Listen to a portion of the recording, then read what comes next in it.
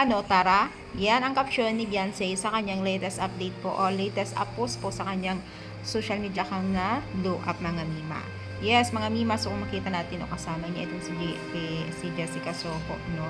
So, eto yung time na napunta sila ng Maynila upang magpatulpo siguro sa Team Kalingap o kay Kuya Bal, no? At nandito nga yung post niya na tara ang ibig siguro nito KNDS na siguro So, ang daming ganap, no?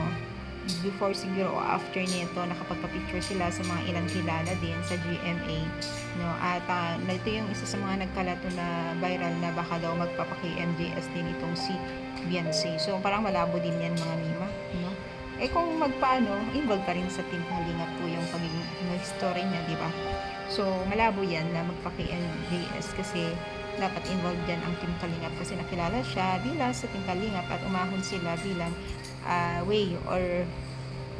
kumbaga tulay ng pag-angat nila ang Team Kalingap, di ba? So 100% niya na Team Kalingap ang ginamit ni Lord sa kanya para umangat o magkaroon sila ng blessing.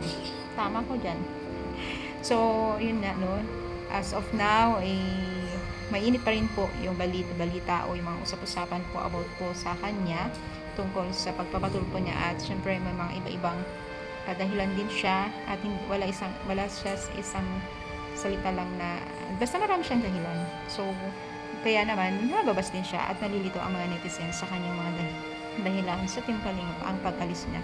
Iba-iba di ba? Alam niyo yan, iba-iba. So as of now, yun nga, mainit-init pa rin po ang mga balibalita patungkol po sa pagpapatulpo niya. Fresh na fresh pa, medyo hindi pa nakamove on yung mga taga-supporters ng Team Kalingap dito kay Beyonce. Nakamove on ka na rin ba?